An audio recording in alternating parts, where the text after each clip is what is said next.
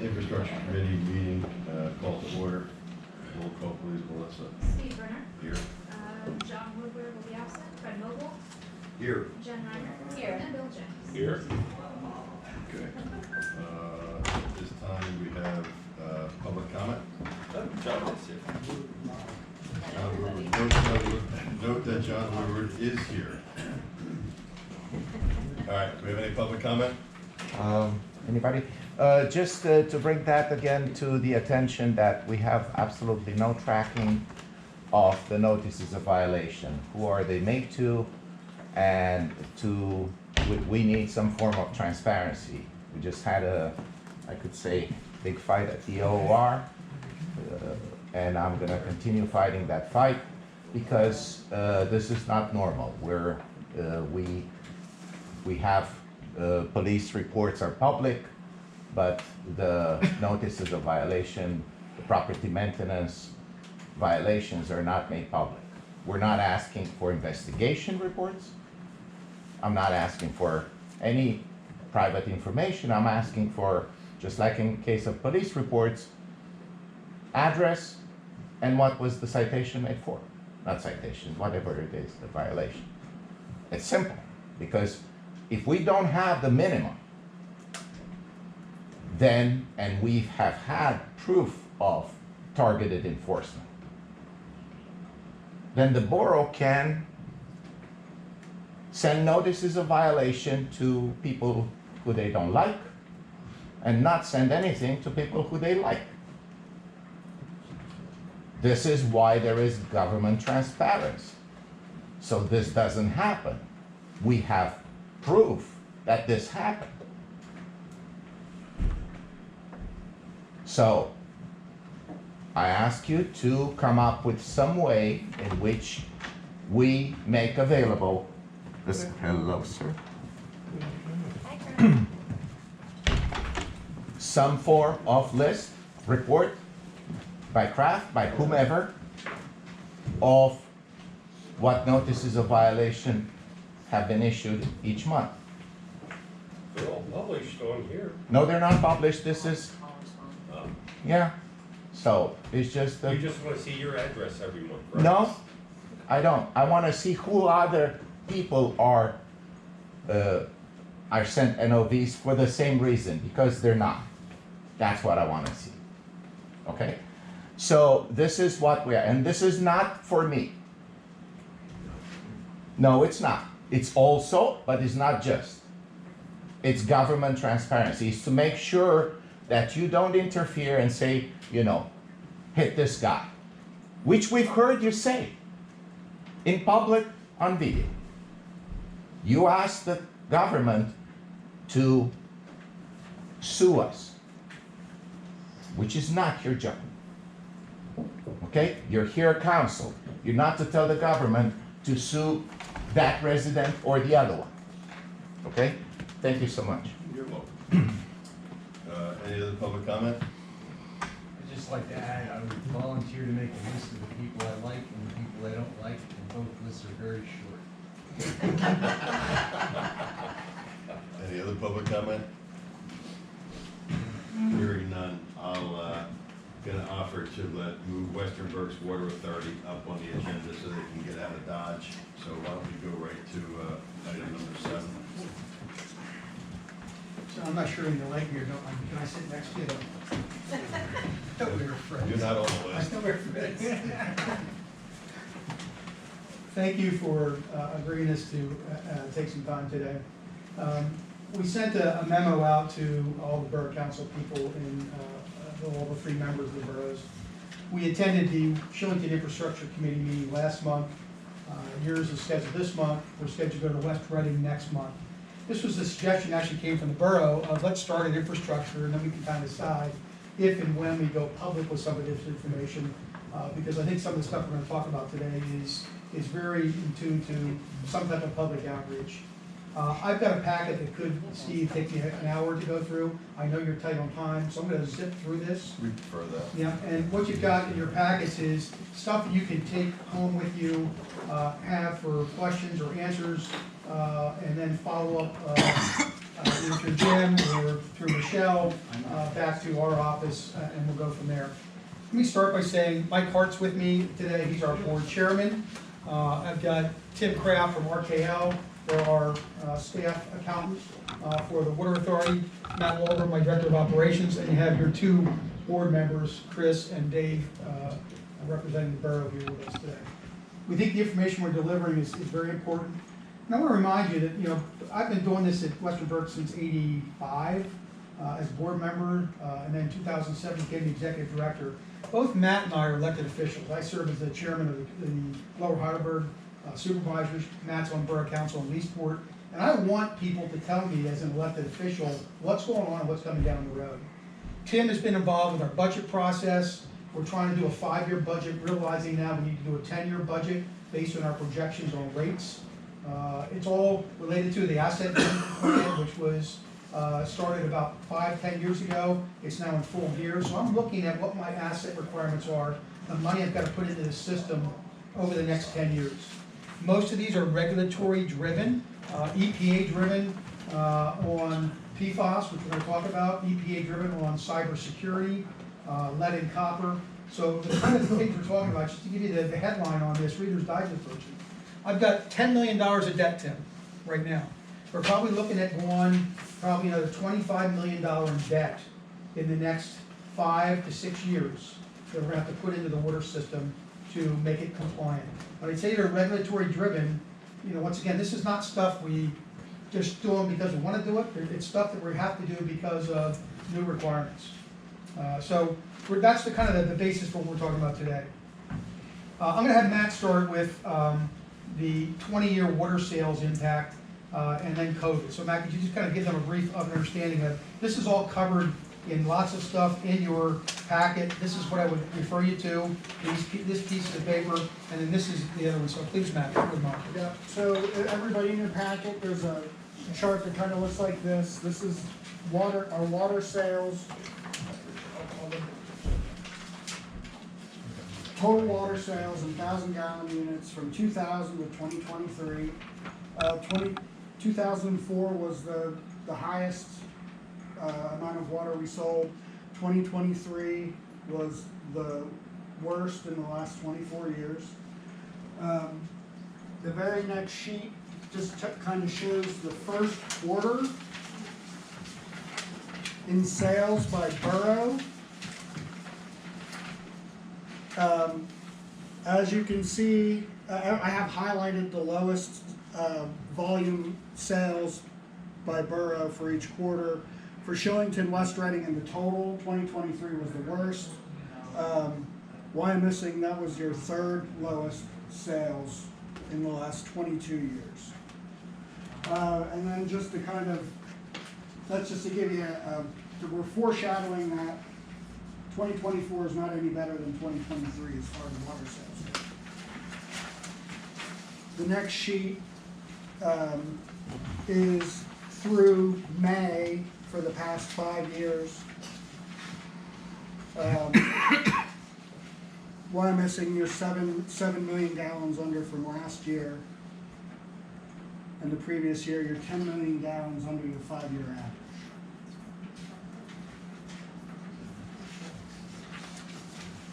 Good. So once again, we pay for the operation of the water system based on revenue and then looking at our expenses. So just imagine what our expenses have done in the past 20 years. And now I'm looking at the lowest water sales in the last 20 years in the first quarter and now continuing through this year, looking at 23 as the lowest year since the last 20 years. This is affected by things that you can put to your own borough's perspective. A loss of Cott Beverage over there off of Spring Street, big, probably our second largest customer behind the Reading Hospital. The Inn at Reading not operating, the Crown Plaza not operating. Businesses never recovering from COVID. I mean, there's many reasons. I don't care which water system you talk to, unless you hit the home run by running a line to Birdsboro like Rawa did and feeding Emberclear down there, their water sales will be flat also. PA American, everybody's talking about declining water sales. Jim and I had a conversation with the golf course on Thursday, is everybody's buying a new faucet, toilet, dishwasher, shower head, they're all low flows. So the problem we've got is, I'm seeing declining revenue and increased expenses. That's a whammy that we're gonna have to deal with, and the only way for me to recover that is cut costs, cut costs. We've done that as much as we can. However, now we're forced to have to continue to raise rates. This year, for example, we put $300,000 in our budget for capital for this year. Some of that was gonna go towards a savings account to pay for these future rate increases. We're chewing that up because we're not selling any water. So the bottom line is, we don't have that 300,000, we put it into a capital account, just like you do when you do your borough budget, you put some money away for capital. We haven't been able to do that, and this year is gonna hit us again. So this is what I'm gonna call a triple whammy in regards to what we're looking at with rates. So that's kind of where we are in water sales. I did include, I know we get questions here about PA American, I did include their tariff here. And I want to just point that out to you. That's a sheet that looks like this. So when you look at the PA American rates to the borough, and specifically the Wyomissing Hill area, you go to the bottom where it says all usage, it's 1.61.08 cost per 100 gallons. I want to remind you again where my rate is to the borough. We're in 1,000 gallons, and I'm selling you just under $4 per 1,000. So you have to ask yourself, I'm buying water from Western Berks at less than $4 per 1,000. Your Hills residents are paying $16 per 1,000. You have to ask the question of, where's your money? Are you making money? Is your borough account, your water sales account, your capital account, have some money in it? It better, because there's a huge margin of what the borough is able to make on their rate. I know you're not stepping on my rate hard, but you take my rate, they make your retail rate for the balance of the borough. Okay, so I just want to point that out to you. There's always a question of where are my rates at? How do they compare to other people? I can compare your rates from Western Berks to your borough residents compared to the PA American rates to your borough residents in the Hills. So that's just there from information purposes. Okay, we're now going to move to PFAS regulations. This is kind of important. Here's why we're talking about this today. This is one of the things as elected officials you're going to get asked about. I've included the EPA fact sheet in your folder that talks about the new limits. The bottom line is EPA passed limits amount to 4 parts per trillion. We're talking about drops in an Olympic-sized swimming pool to get to that low of a detection level. So it's very low detection level. The EPA rates are 4. The current rates in PA are 11 and 18, but the federal rates are going to come into play in less than 2 years, maybe 3 years. We've got to discuss getting ready to be able to treat for that. My results out of Blue Marsh Lake and in your water are right around that federal limit, about 4 parts, maybe a little bit lower than the 4 parts per trillion. So I can tell you that our water, based on the federal limits, have been safe to drink all along. However, I want to point to this fact sheet again. It says maximum chemical level goal. They're suggesting our goal be 0. My board has chosen to treat that goal as the limit we want to live with. So we're not going to treat down to the 4 parts per trillion. We're going to treat down to 0.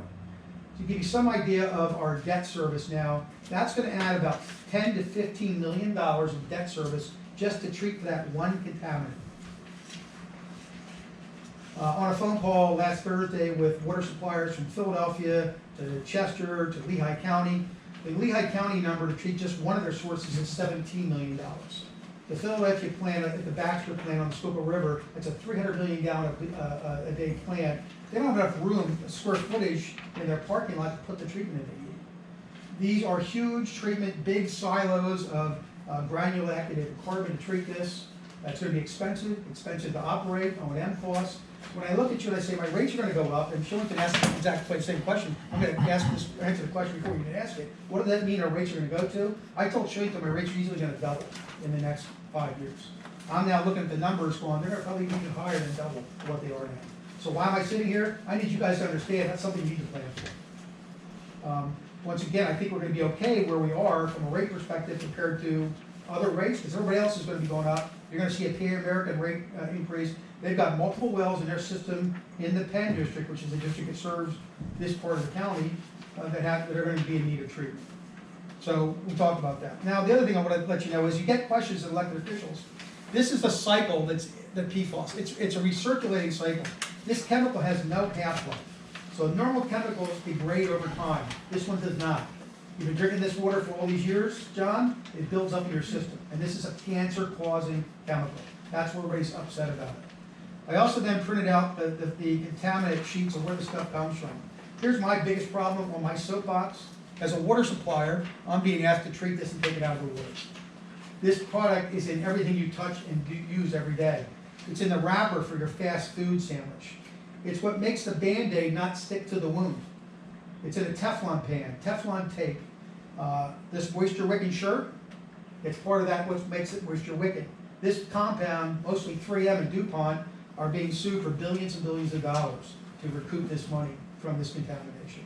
So if you look at all the different products you use, you go to the dry cleaner, candy wrappers, pesticides, non-stick cookware, any of your makeup, inside of a pizza box. What makes the pizza not stick to the box? It's this product.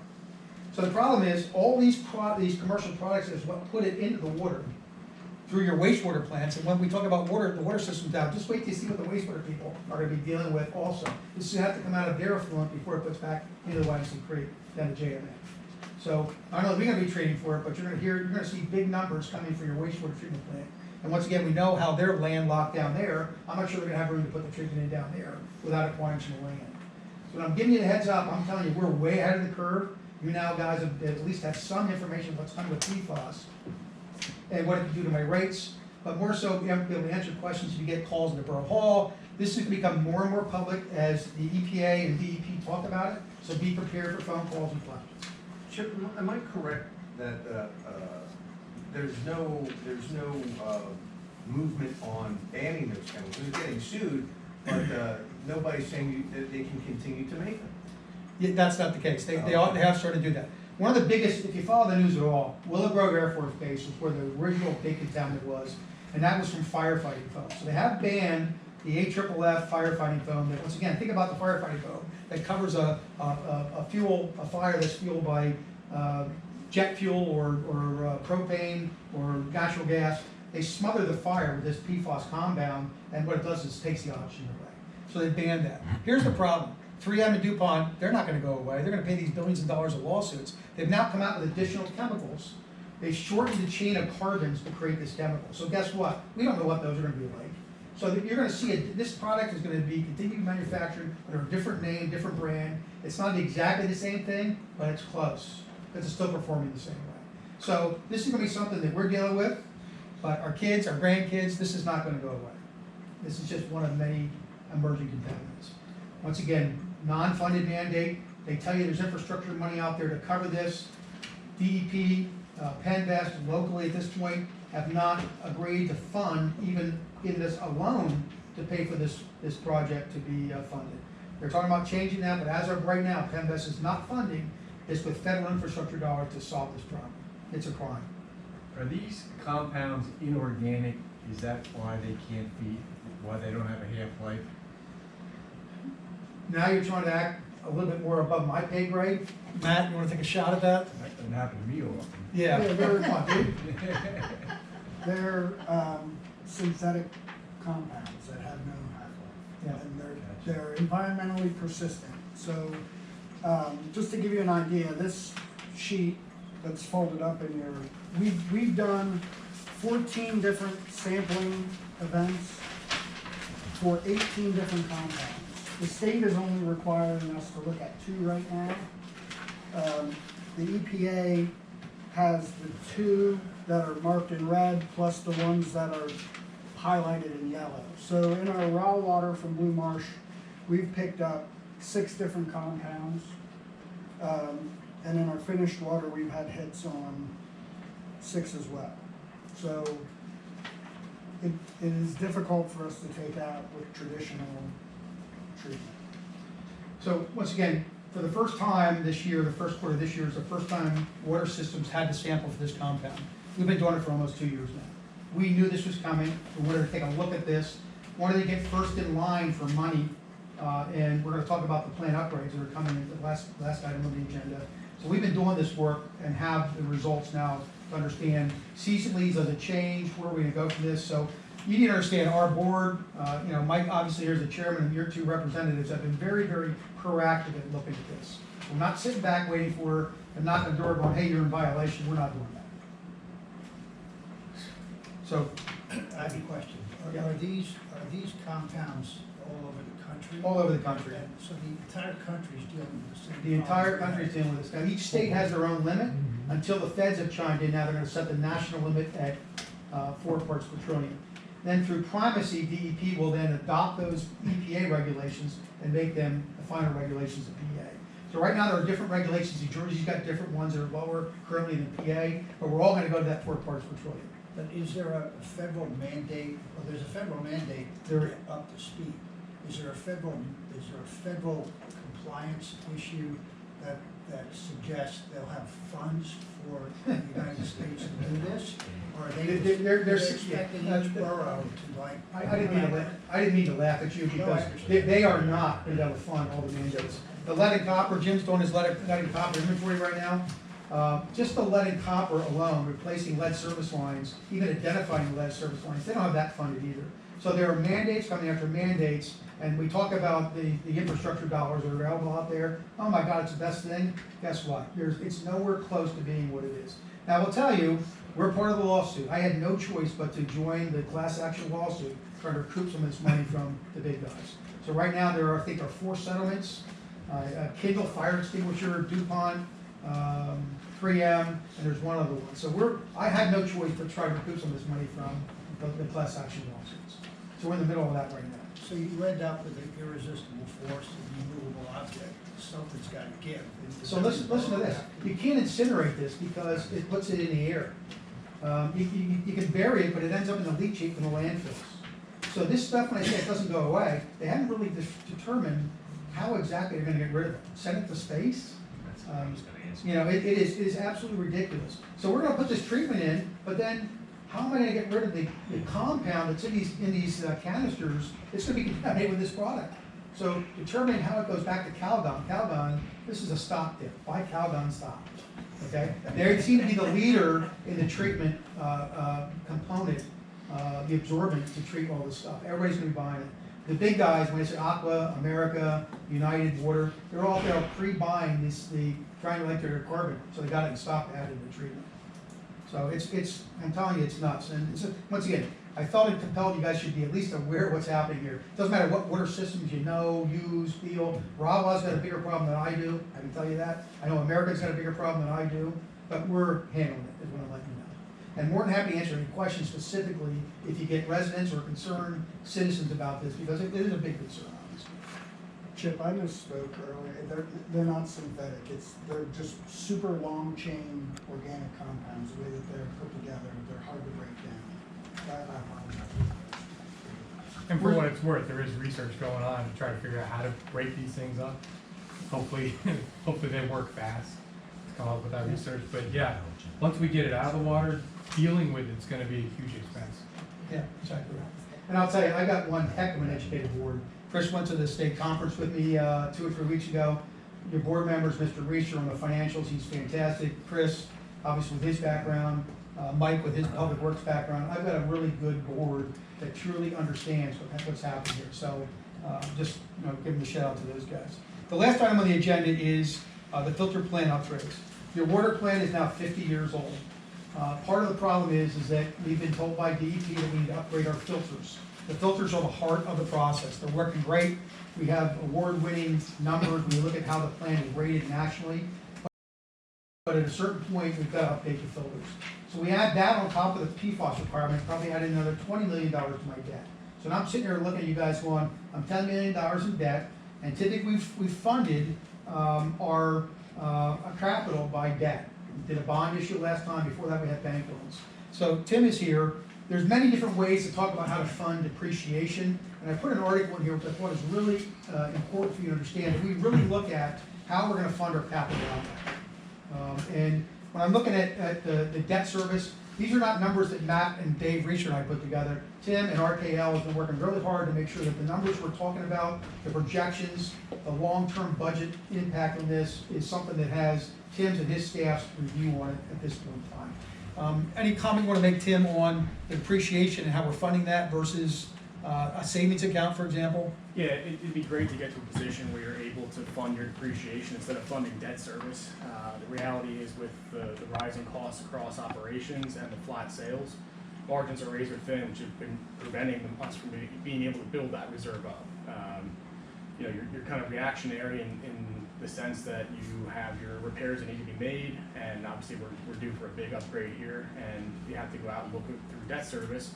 And that's where we started to look at this budgeting process on the longer term, because we started to look at what kind of rates it would take to support the next 5 years, and it got pretty alarming pretty quickly how big the rate increases were going to be. So that's why we started to look much longer to see, is that sufficient in the short run, and what does that look like in terms of the debt service needs 20 years from now as we're still paying off this plan. So included in your packet is the executive summary. This is the major plant upgrade. I'm not going to go through this in detail. It's expensive. It's going to bring the filter plant up to current technology. Some things we can't do right now with the current filters are going to be fixed in this process. The board also made a decision through this process. They could have rehabbed the filters. That might have bought us a couple years. But they made a decision that we're not going anywhere.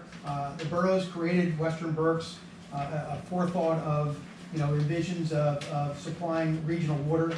We now serve over 9 municipalities instead of the original 3, so we've done the expansion that was talked about. But the plant was originally designed to do 30 million gallons a day, and because of declining water sales, we're going 2.5 to 3 million gallons a day. So the expansion never really happened the way that boroughs all thought it would be when it was originally built. So it'd be great if we sold more water, because what that does is obviously there's a lot of fixed expenses that we chewed up by that. So we encourage the developments going on here. Dave has kept us up to date with what's happening in the borough. Shillington looks at me and says, I have no idea of any kind of growth that's going to occur within the borough of Shillington. West Reading's got the same problem. We lost R.M. Palmer, and they were the borough's, West Reading's second largest customer behind the hospital. So we keep seeing hits like that on the manufacturing. My household water sales do not solve my problem. I need industrial consumption of some kind to solve the problem. So we'd love to see increased water sales, but because we're not, you're going to see what's happening there. So the impact on the economics executive summary factor on the plant upgrades is included in your packet. I'm not going to take the time to review that. Our next steps are we're going to meet with West Reading infrastructure, and then probably as this project comes forward, we're going to do some kind of public relations campaign. People are going to want to know why our rates are going up and what the justification of those rates are. So we will hopefully host together maybe some town hall meetings, might be at 1 or 2 locations throughout our distribution system, maybe one in Wyomissing, one in Shillington, one in West Reading. Hard to say at this point. Trying to get out to the public, letting them know what's coming. But I'm giving you the heads up of what's coming as you start to think about water rates. And I would think that next year you're going to see at least the board wanted to hold it under 10% last year. We should have gone a little higher last year. Your rate increase this year is going to be higher than 10%. I can tell you that already. We've already started on the budget process. Any other questions? So the big picture of all these mandates all across the United States, so we can afford it, it's going to be expensive, but there are municipalities that can't afford it. What are they going to do? Yeah. What are they going to do? Here's what they're going to do. They're going to sell a PA American. That's what they're out there. They're buying distressed systems. Then you're going to see that $16 per thousand. There are a lot of systems that aren't going to be able to afford this. Small single well systems or small systems that doesn't have the ability to do what we do. Yeah, Fred. I'm concerned about PA American because of our whole sector. Yeah. PA American is a series of wells. Correct. Wells in general aren't getting any better. How is their future supply? And do they represent an opportunity for you? They do. So we've signed, we have an agreement that we have negotiated with them. So at the Rosewood development on State Hill Road, they've got an interconnection with us, and we're going to be their backup supply. So they would always have the ability to buy water from us if indeed they have one or more wells that doesn't meet the current regs. And their plan is, I believe, to update the wells and put treatment on the wells that need treatment. But they're thinking ahead, and they're looking at us as a supply. But I understand that they're going to upgrade the treatment, but is there just raw supply adequate? I believe they got plenty of supply. I don't believe supply currently is a big issue with them.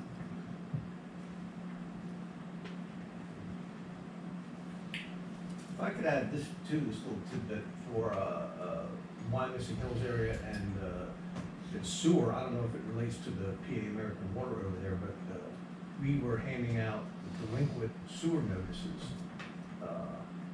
over Wyomissing Hills, and I've never seen the quantity of delinquent notices ever. Wynnewood Road had 5 or 6 Vista Road had 5 or 6. Woodland Road, it was almost like every other house that are not up to date on their sewer bill. I've never seen quantity like that. We were talking about that. I think some of that might be people playing the game because they know we can't shut them off over the winter months because of water providing heat in certain cases, and the property maintenance code regulates very strictly shut off months. And people do play the game of, well, they can't shut me off over the winter, so I'm just gonna wait and not pay it until I get the shut off notice. So maybe more people have figured that out. There's no question the economy is not, as they talk about it, how great it is. The economy is in the toilet, frankly, no pun intended. But the bottom line is people aren't going out to eat. They're cutting back on water usage. I mean, part of the problem is people aren't watering their lawns because it adds an extra cost, not only the water side, but for the sewer side also. People are not acting like they are. You know, talk to any bar owner, restaurant owner, they're not real busy at this point in time. But, you know, so people are cutting back, without a doubt, on everything they're doing. So you're gonna do some outreach to the different boroughs? I mean, is there something we can do in the meantime when we send out water bills? Is there something we can attach to it? I think that offer is a great offer. So once we get to the point where we want to go public with this, right now, here's my timing so you understand. The final permits is probably going to be submitted to DEP by the end of this month. But that'll take about 6 months to get a DEP permit to do this construction. We then plan to go to Penvest for financing for this in February of 2025. So once we see the total bid price for this, we understand where financing is, Steve, we'll have some idea of the true impact on rates. So I think we'll probably wait till first quarter of 2025 to do it. But if I could get something in maybe your fourth quarter water bill, that would at least give people a heads up that this is coming, that'd be great if you could offer us that solution. We're gonna have to, I mean, depending on where the budget conversation goes, we could do an insert like we did 2 years ago, but we would probably be doing our own as well because of rate increases, both for trash, sewer, and water. So, Chip, with this project at the plant, are you making upgrades just to handle the current capacity, or are you building a lot of extra capacity in this renovation? That's a good What is question. that? Yeah. So the plant is currently permitted for 7.5 million gallons a day. Now that's been cut back from 8. The original design of the plant was 30 million. They put filters in, 8 different filters running at 1 million gallons per day on the filters. We're sticking with that same capacity. It's tough to go to DEP to ask for extra capacity if I'm not currently using that. Now, we're in that conversations with Rawa to talk about being their backup supply. They want Rawa to run a special pipe to the Schuylkill River to get a backup supply for their water plant from the Schuylkill River. So we're able to feed Rawa through the Byrne Township line, down County Line Road past the prison, and hit their big tanks across from the airport over there. So we think that there could be an opportunity to get a backup supply agreement with Rawa in a big capacity to help them to help us. If I can sell water to them on a regular basis, that solves some of my problem. The problem is, Bill's got plenty of capacity at the plant now. He doesn't need capacity, but he does need water in an emergency. So there might be some money coming our way to try to help with that on a standby agreement or something like that. Trust me, guys, I'm turning over every rock to figure out how I can raise some money or have additional revenue other than impacting everybody with just water rates. Can I ask a question? The water rates that Wyomissing residents pay, is that covering, let me rephrase. Are taxpayers paying more money on top of their water bill to help support Western Berks? No. Okay. So I charge you a $3.97 per thousand, and I'm not sure what your current rate is to your borough, but whatever margin you make from my cost, the wholesale price to you, whatever money you make, I assume goes into some type of a capital account on your water system. Then that's the money that's used. that's the money we use to fund our water projects. Okay. I just wanna make sure Hills, who's paying 4 times as much, No, just feeding out a lot of tax money towards any of these so projects. typically, the way things should work, you have segregated funds, okay? So Right, the trash yeah. fund should take care of all the Yeah. trash fees. Your water bill should take care of your water bills. So typically, those funds are segregated funds that are dealt with differently than the general fund. Yeah. Typically, the general fund does cover the police department and general services and things like that, but typically, funds are segregated, like your water and sewer bills and your trash bills should be segregated in your budget. So it's the same amount per gallon, rather than percentage of the bill. Yeah. if I recall correctly, we didn't even pass along the coal, increase this year. I think we did. I think we did. Okay. I think this year, you have not done it in the past. I understand, I will tell you, because I know. You have the smallest markup of any of the other two boroughs. So West Reading is, Wyomissing is the lowest retail rate to the customers. Then what comes West Reading, then comes the Shillington A rate, which is within the Shillington Borough. Shillington sells water to Cumru and Moulton Borough, that rate's even higher. So you have the lowest water sale retail rate of all the boroughs that I serve, which means your margin is lower than everybody else's. Does that explain why Shillington has the most consumption? No, that probably explains why they're trying to raise money to create this capital account to fix the system that is fairly old. That's why I believe their rates are higher. Jim has done a great job over the years. You've invested money. You're monitoring where the leaks are, you're replacing lines. You've done a good job of keeping your system tight. There's no leaks in your system. You're unaccounted for water. It's below 10% the last time I heard. So you've done a great job in the borough. Not every other borough is doing that same act from that perspective. So you guys, kudos to you and the borough and the engineer for managing the distribution system. You guys have a lowest rate to your residents and probably the most well-maintained system of all. So you mentioned that the filters that we have in place, it's a 50-year already. Are we looking at similar longevity out of this new plant that you're looking at, or what do you anticipate new life is going to be like on this next plant? So we argue with Tim and the accountants all the time of what life you put on the new assets. The concrete structure is solid, okay, you're probably 100 years for that. There are things like pumps and motors that have wear on them that are gonna be more frequently replaced. And so we try to do this asset management plan, which we're doing really good at it, but it really does open your eyes to understand what capital you need and when you need it. We're throwing computers away now every 3 years, 4 years, so those are more reoccurring. PLCs that run the computer control plant. So there's some things that just are not gonna last long. The filters themselves will last another 50 years in my opinion. What we're putting in there are top of the line, filters to handle some of this contamination. The other problem we have in Blue Marsh is algae, and we're hoping this upgrade will help fix that potential raw water contaminant product there. But you're talking about a filter plant that's running at peak capacity now. It's meeting the partnership goals, which are in the top 5% of water plants in the country. So you're looking at, you can be very, very proud of the quality of water we have now, and going to get to that next level of saying, hey, our water's safe to drink. Don't need to worry about it. Forget about bottled water. Forget about microplastics. Shouldn't be getting bottled water at all. Just the plastic alone is a huge problem. So drink municipal water. That's what she tells everybody. Because I need water skills. Chip, isn't it a fact, or is it not, that as the prices go up, or the forces go up, the demand for water will go down? Absolutely. It's not inelastic, it's elastic. Right? Absolutely correct. Very true. Absolutely correct. So that only compounds the problem. And then don't forget, your sewer bill, as in relation to your percentage of your total bill you get, trash is climbing also. The water bill is a small portion of your whole combined bill. They look at that big bill and, oh my gosh, the water's expensive. No, it's probably the sewer, to be honest with you. So if you think we got problems, wait till Dave comes in here and talks about the treatment he's going to put on down there. They're just starting that testing now from EPA at all the wastewater plants.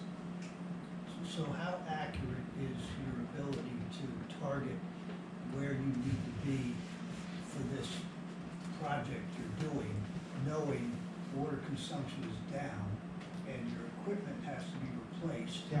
Do you replace the equipment based on water consumption going up or staying down, or how do you do all that at the same time? Another good question. So we're matching the current plant capacity. It doesn't make any sense to put fewer filters in.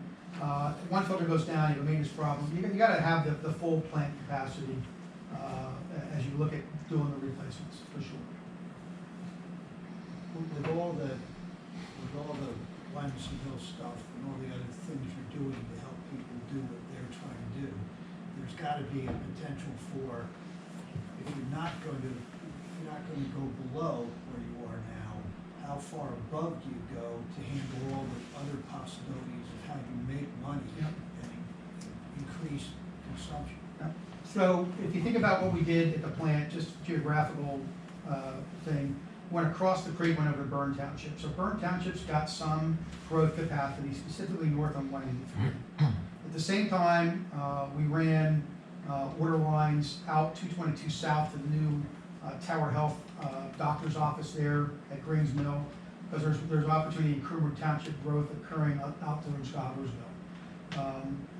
So we're doing that. At the same time, we're connected to the Warnersville Municipal Water Authority system. Where the project was done 20 years ago. So that takes us down into the Warnersville area. Now currently Warnersville's got a lot of capacity in their wells. So that's growth looking at going west on at 422. So I've gone north to 183, I've gone south on 222, and I've gone west on 422. I'm not sure where else I can go, to be honest with you.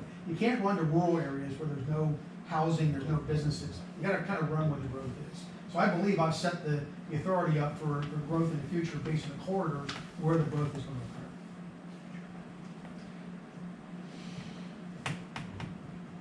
Thank you very much, everybody. Any other questions? Thanks, Jeff. I'm gonna have to re-examine our friendship. All right, let me know. If I need to get more disappointed, John, I'll let you know.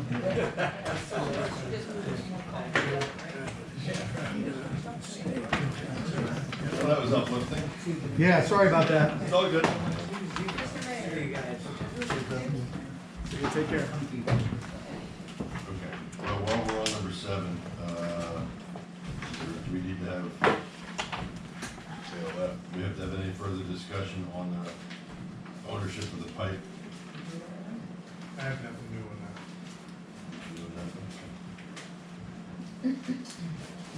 So we'll table, the recommendation to table the ownership suggestions, I guess, till next month. Do we have something new? So moved. Motion to second, all those in favor?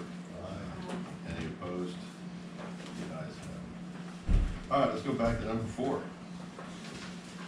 1725 Dauphin Avenue. Do we need to talk much about that? We already know what's going on there, right? No, and I think we continue to have the same issues with the property owners and the goal of trying to find an engineer that's gonna stamp their plans. So they haven't gotten any further? They wouldn't sign off on, Wall. yeah, So the wall's coming down at some point. I would say it's a little early to assume that, but if you can't find an engineer to sign off on it, There's a possibility they could lower it, so if they get below 4 feet. 4 foot, there's no permit required. But isn't it pretty the neighbor Well, to have this to go on? they're still gonna have to deal with, that's a separate. That's stormwater. That's a separate issue. So we're not even addressing stormwater until we deal with it? Well, it's hard to It's deal all- with that aspect Right. till they know what the final configuration here is. Right, but so aren't we hurting the neighbor by continuing this? The neighbor has told me repeatedly that she has no concerns about the hearing being continued. Well, they have a commitment to submit a stormwater project plan. I mean, that's, the agreement we reached with them last month was that they have entered into a contract with SSM. We don't have anything submitted from SSM, and I don't know if it will be satisfactory when we receive it, but that's where the process stands right now, is that we're waiting for a submission from Scott Stevens and McCoy of something to address the stormwater issue, which is really what the neighbor's concern is. So there's no, the deadline was to retain Scott Stevens before, not to get a report from Scott Stevens. No, we have a deadline for that as well. There was, I think we. July, Yeah. the July infrastructure and council meeting. So it would be in advance of that. It would be at the July council and infrastructure meeting. But they would need to get those reports to us, and McCarthy and Kraft sign off on them prior to those July meeting dates to not have the hearings. And if they don't get those to us by July, Then we're having a July hearing at council and a July hearing at the July infrastructure meeting.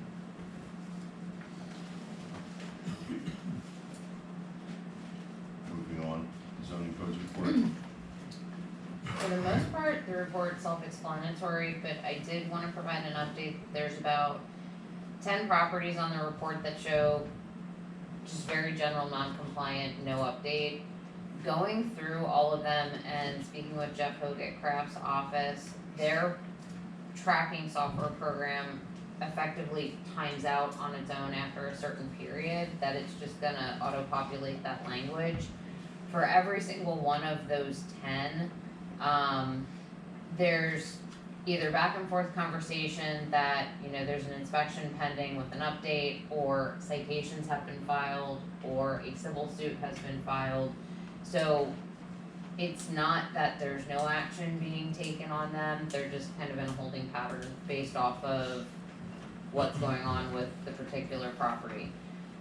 There is one property on there, 524 Douglas Street, that I've been at the borough almost 16 years, and this property's always been an issue. Back in 2018, Infrastructure and Council actually approved the borough filing for an injunction to allow us to go onto the property to clean it up and then invoice the owner for the cost, which we ended up doing. And I remember saying at the time, we're gonna do this and we're gonna be back to where we started in a couple of years, and sure enough, we are.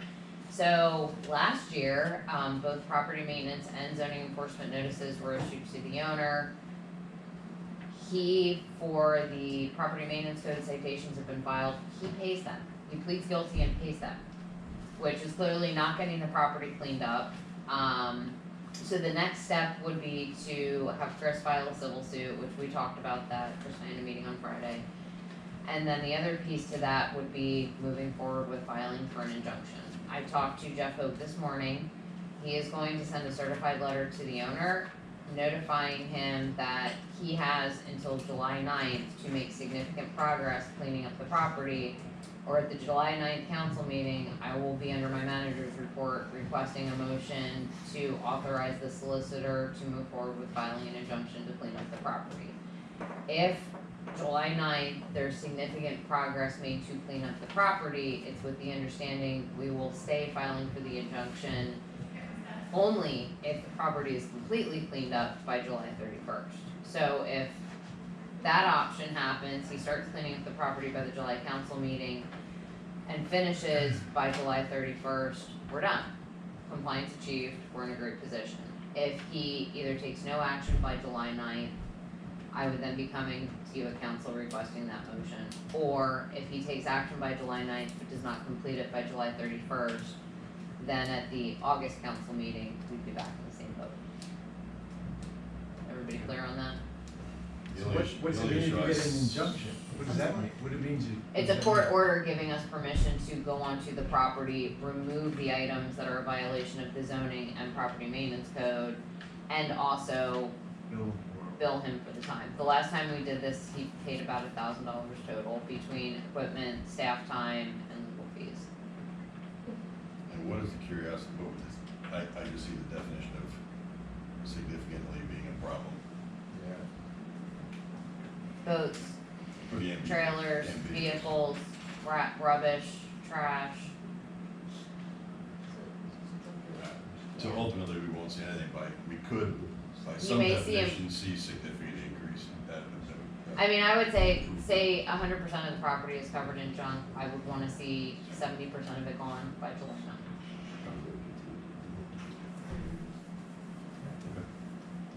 Any other questions from the zoning codes report? No, but we also need to talk about the feral cat ordinance. Did the renovation start again on Ground Plaza? or no? Yes, I was Okay. actually confirmed on Thursday, Friday. There are workers in there working. Yeah, I saw And the lights are on. You after- can see shadows going through. After notifying Diebold, they did the first grass cut on our behalf, probably like early mid-May. They now have somebody there who is not on a commercial mower, but who's on like a residential lawn mower just cutting the grass, but it's progress. So, That's where? the Crown Plaza, Radisson, Sheridan, whatever you wanna call it. Did you ever pick up the tools? Yes. What's going on with the mall? Is that doing alright? Chris and Kraft and fire chief and I have been kind of putting our heads together for multiple prongs of approach. It is under agreement of sale. There is an 18-month due diligence process to work its way through. So stay tuned. So there's a rumor that there's a Murphy's Jewelers possibly coming to Wyomissing. That's not a rumor, the zoning hearing for that is on Wednesday. Yeah, Heck Brothers. well, it's a rumor until this was told us. I mean, I would say it's a rumor, it's been publicly advertised for the hearing.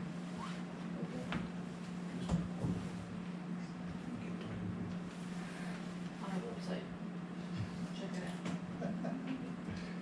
Okay, and you wanna discuss feral cats now too? It's under this, if I can get to. So I had sent after the last meeting, there's a website called Alley Cat Allies that has a bunch of template ordinances used, different places throughout the country. I sent Chris some examples of ones that I liked. I apologize, this was only sent out on Friday, so not a lot of time for you to look through it. I know Jenna had some concerns and comments. The goal of this is to actually protect the feral cat caregivers. So you look at someone like Dr. Turner in the 1300 block of Dauphin Avenue, who kind of went above and beyond to get all of those cats TVNR'd, but to assist or keep a feral cat colony even TVNR'd right now is a violation of our ordinance. So this would give leeway to, a feral pet caregiver, and It only allows them to feed them. It makes them responsible for picking up feces. How's that? so I asked Chris the question Friday morning when we were talking about how do we enforce the paragraph that Jen is talking about specifically is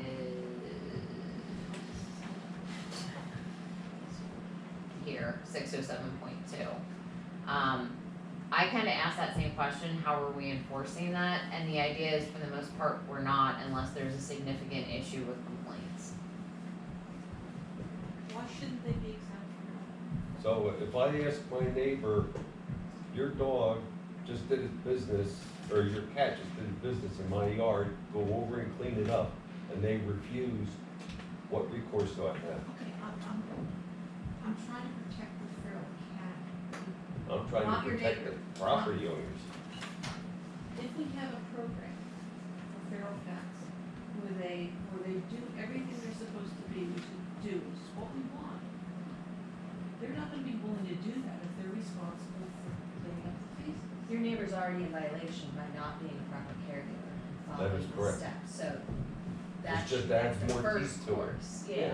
It's just like the infamous thing of disorderly conduct, You throw that charge on with everything else and to see what sticks.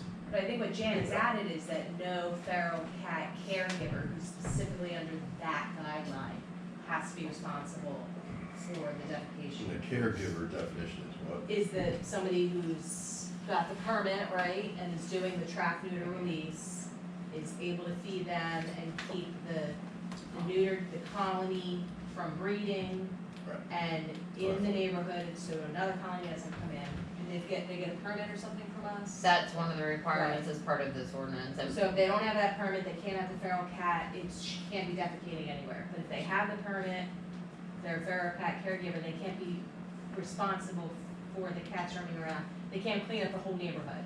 You just have to understand that there are feral cats and they are gonna do So their how many business. feral- So if they would decide to go ahead, well, I'll just get the permit, then I don't have to be responsible for any of this other It's stuff. not gonna be that easy to get the permit, number one, and number two, if they participate in the program, you're not gonna have these cats reproducing.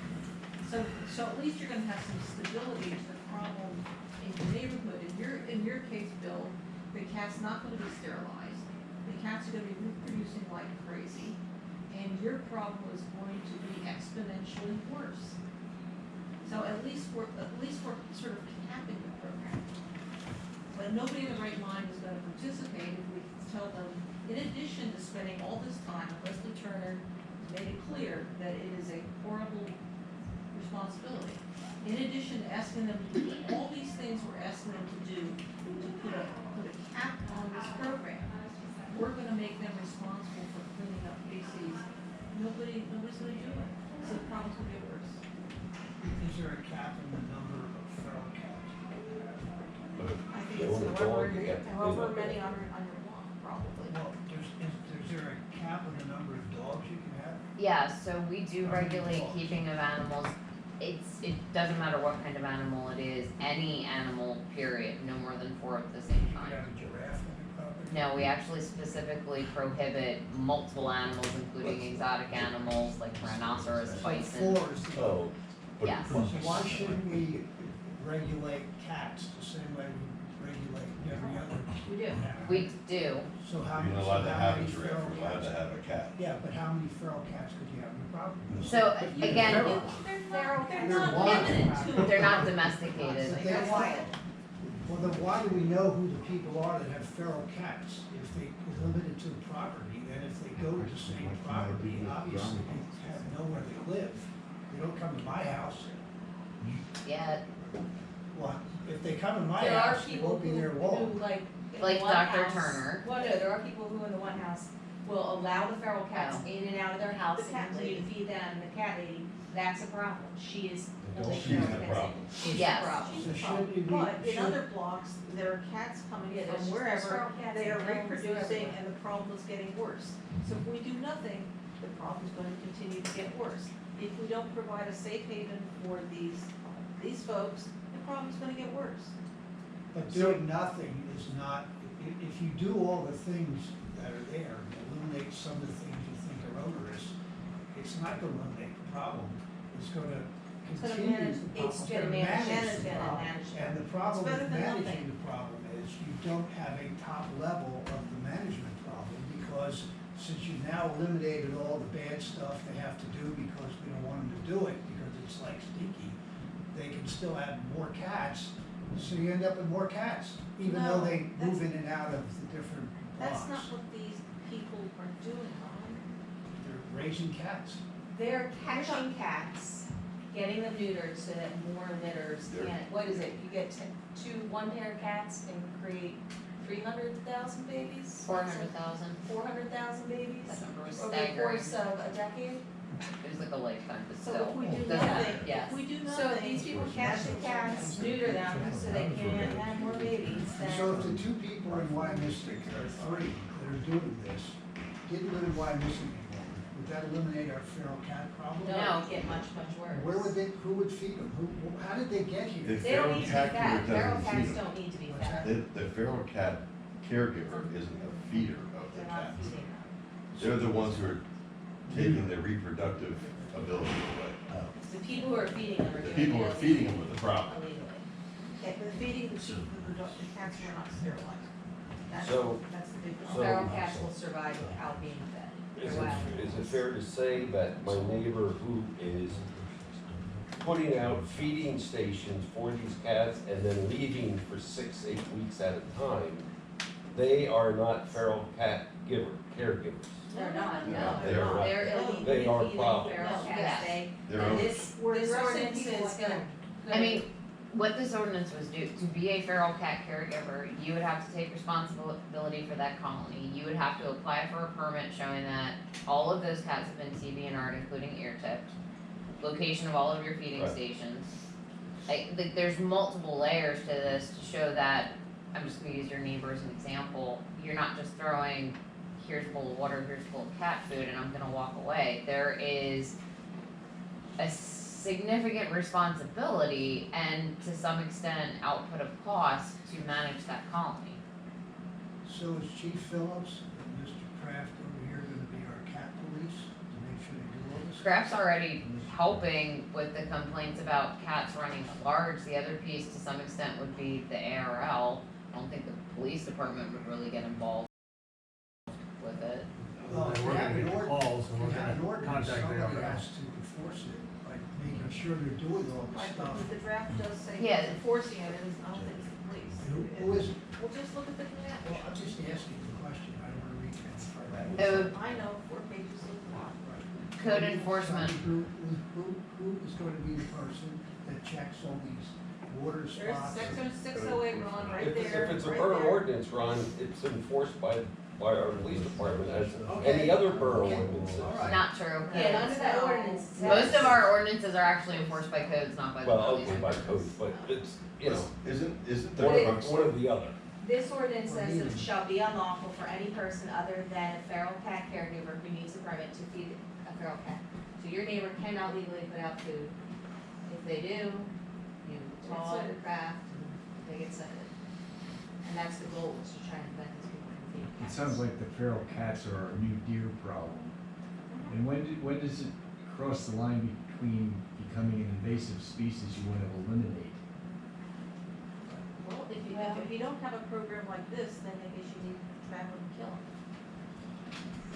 So you're either trapping, neutering, so you can't have babies and releasing, otherwise a new one will move in. Or you trap and kill, and a new one's gonna move in from the next neighborhood. The thing about You can't these make mine colonies, missing feral the cat colonies free. keep other cats from coming in. So that's why we have to manage the problem. so the problem that we're having is determining the difference between a feral cat owner and a feral cat caregiver. Right. And we don't wanna penalize the feral, I understand that we don't, the person who's going out helping us try to control the colony, we don't wanna penalize them. Correct. Right. I understand that, They so should not have to clean up poop. how do we go about fixing to, that we don't create a problem for the caregiver to do what they're doing, but yet still hit them for, Well, I think there's some minor tweaks we could make to the draft of this to address that, and I think some of it too is an educational component with, okay, so there's feral cats, and then there's stray cats, and then there's domesticated cats, and there's a lot of people with domesticated cats that think nothing of opening their door in the morning and letting that cat outside, and then at night it comes back in. So I do think a large piece of this too is an educational component with residents as to if you have a domesticated cat that is not spayed or neutered, don't let it out because it's creating additional problems. It's not feral, it's domesticated. And even stray cats, you know, there are cats that aren't feral, they're not domesticated, they're kind of neighborhood cats that people, oh, you know, look at that poor cat, I don't wanna bring it in my house, but I'm gonna put food on my porch for it, and they just manage to eke out an existence that way. so how do we put out a public outreach to stop this problem? So one of the things I suggested on that ARL call was, you know, I kind of punted it to CLG of, I think there needs to be a countywide approach to addressing this, because Yeah, we they could don't know do, the word between West Reading and Wyomissing, I get that, right? there's no cat door they have to go through to go from here to there.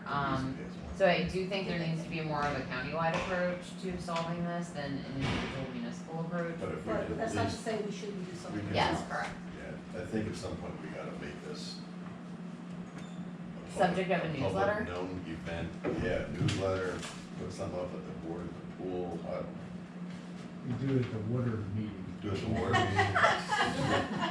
And add it on to the Making an announcement. State Hill Road stuff. Fourth of July announcement. Maybe it'll increase. Do a the float water in the consumption. 4th of July parade. Did you know, feral cats? How often is the permitted cat, feral cat provider, owner, whatever it is, they get a permit, how do we enforce that they're meeting the terms of that permit? I mean, they have to, the permit requirements say such application shall include the feral cat caregiver's name, home address, telephone number, email address, number of cats in the colony, name of the veterinarian providing medical treatment, and then perform the TVNR so we can go back and prove, yeah, you actually did this. And the number and location of any feeding stations or dens, boroughs. So if they're not abiding by those terms, or those terms that prove to be untrue when they were made, the permit would be revoked. And then enforcement action taken. So I have a question, because I'm not real smart when it comes to cats. My neighbor across the street woke up one morning and walked around the side of their house and found 7 baby cats and a big cat, which looked like mama, living there. We call them kittens. Okay, all right, good start. Is that a feral cat? No, I mean, and that's a case where I would suggest calling the animal rescue They, league. they told, the Animal Rescue League said it's your problem. Just take them away. They're not, Not your problem, The owner, the owner's problem. And what are you supposed to do with, I mean, if you picked up this, well, if you tried to pick up the baby, the kittens, then mom would probably get too pissed off, but at any rate, if you tried to move all, where do you move these things? and that's under our animal control contract with the ARL, they should be taking them. So, All right, well, that's something people ought to know, because I don't know, is it feral cat, do they have an ID card? Well, what- feral cats you can't get close to. What address, want you to, Michelle, the address of people you're talking about, and so, would contact the ARL to find. Who knows? Well, also, this There you go. regulation requires that cats are let outside have an ID, a tag, or something. So if it were a pet, you could, Identify it. yeah, that would more than get. You mean in addition to the notch here? No, that's the pets. Oh my God. If you let your pet outside, you're supposed to have an ID on your pet. So it's. So is there a way we can limit the care, we're talking about the caregivers, people who are trying to spay and neuter these things, not penalize them for not having to chase the cat crap that's on all of them. Well, I think that's what Janet has accomplished. Janet circulated Yeah, a revised I version, didn't read it all, but I saw. and the revisions that Janet's recommending would remove the penalty for the people who have permits. They wouldn't be responsible for feces. I'm trying to figure out what's the negatives of that. Let's do it for dogs too. We already do. Huh? We already do. The problem that we get complaints all the time about somebody's dog pooped in my yard. Okay, well, I'm sorry, without photographic or video evidence, there's not much I can do. That's correct. But there is an ordinance against it. Yes, Yes. there is not for cats, which has been part of the problem. This, depending where you wanna go with it, I mean, we could take out feral cat caregivers being subject to this, but I think leaving in that domesticated or stray cat caregivers be subject to it is the smart idea. I have no problem with that. I'm talking about protecting the people who are trying to protect the rest of the public from Right. increasing population. Right. I think that seems to make sense. So why we don't So I make think we have responsible. killed this, no problem. You can't take any action on this anyways because there's no motion on the agenda to do so. I would say let Chris and I get back together to make some edits based off of Jana's comments and we'll bring it back next month. This issue has 9 lives. But, yeah, absolutely. Go back to your giraffe. All right, we done with the zoning code report then? Yes. Fourth and Oley pump station, with pump station, anything new there? Waiting for agreements. You're old, isn't Okay, it? so nothing new, not much progress. Or any progress. Well, no, Just we waiting have- for the agreements to come. Well, we have all the users in that area have stated what they would need as far as future growth capacity, so we have that. We just need them all to sign their agreement before we go ahead and design and permit the station in case one of them drops out. Okay. We're gonna get the Western Berks Water Authority. Steve, we never made a motion to approve this. This is the last one. I'll make that motion. No, we did That's that for last ownership. thing. We tabled that. Table that by the committee. We already did that. Okay. Sorry. It's okay. I don't mean double check. Happens all the time. All right, sanitary sewer, contract PSI for the bid. How close are we getting done with the pump fencing and all that station, stuff? the pump station is up and running with 2 hitches. The power is being jumped from the old pump station to the new pump station because of med ed issues, and they're still waiting for the generator. So those 2 things have to happen before we can finish it up. And how's the fencing and all that stuff? Has to wait till the Oh, you generator. have to wait for the generator, okay. Everything's demolished. Okay. West Lawn Interceptor, was anything new there, right? One question, I guess it falls under the interceptor. There's a portable pump, I'm gonna say it is down on Parkside Drive South.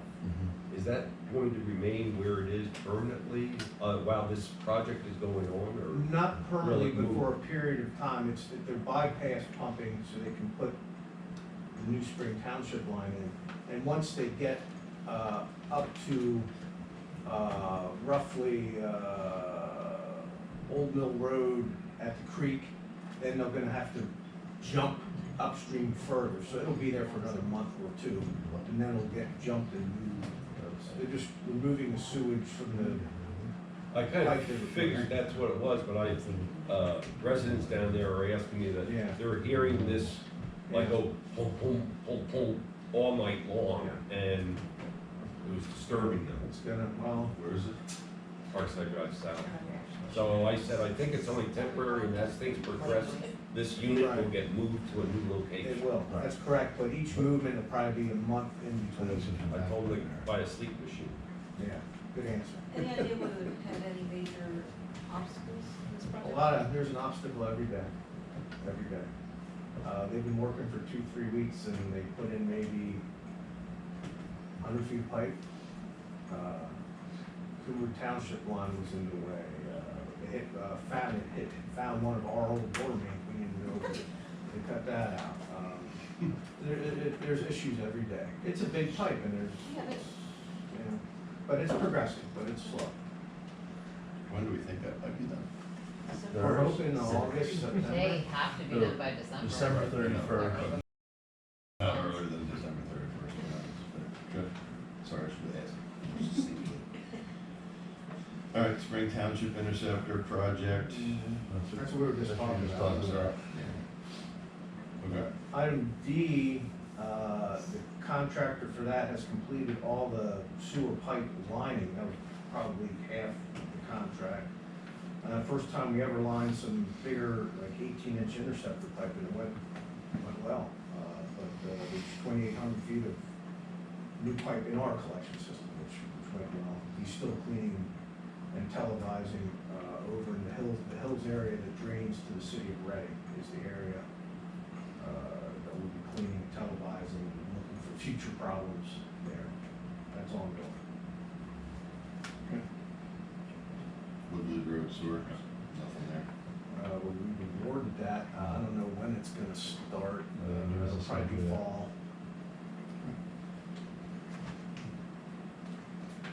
Maybe they'll pay some of the people pay their bill better.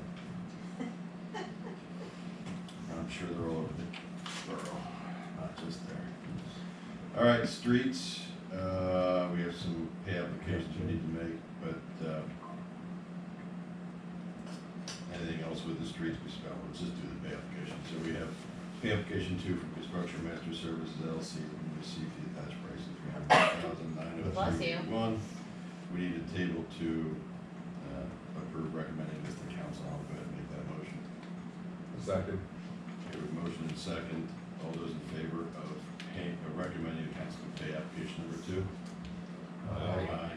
Any opposed? The ayes have it. PennDOT State Hill improvements. I got nothing. 50/50 sidewalk project. See the dots are, a lot of dots are. It's out to bid. The only item for the meeting is, this year we only had 29 applications. 2023, there was 43 applications. 2022, there were 65 applications. So the application rate is going down, which I guess is a good, I don't know if it's a good thing or bad. There's still a lot of bad places. Yeah, a they lot go of bad up, spots. up, now that Yeah. Kraft has started sidewalk enforcement. Okay.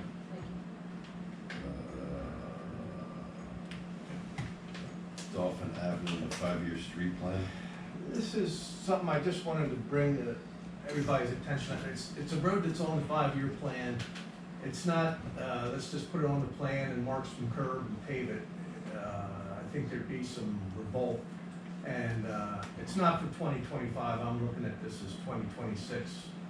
But there's a lot of issues with the curb. You can see these pictures. The planning strip is very narrow. There's a lot of trees. There's a lot of bad curb. The 12, 13, 1400 blocks, I'm estimating, I didn't measure or mark, but 60% to 70% of the curb should be replaced.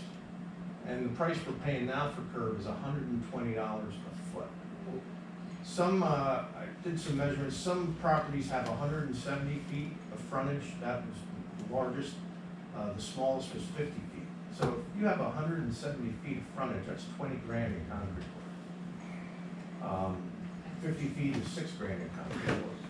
Jim and I went out and looked at it and saying there's a possibility of maybe slip forming that curb. You have to take the whole block. You know, hey, there's 10 feet that looks pretty good, we'll save it. You have to take the whole block and bring the price down to something a little more reasonable. And maybe we have to remove some trees. I mean, that, if you go back that one, I mean, that is a great look there. But those trees are tight. I think they're every 35 feet or something as opposed to every 50 feet. We probably have to remove them, or some, not all of them, but some of them, because they eat the curb. There's some that are growing over. The answer would be this question, if we remove some of them, that'll reduce the chance of a tree hurting some of the curb, but any tree that's still there is gonna kill the curb, right? Yeah. You can have these. So the answer trees is growing cut all the into each trees other, so down they're gonna and look start really over. weird. We could. That's another expense for tree removal. One of those trees is 3-4 grand a whack to remove it.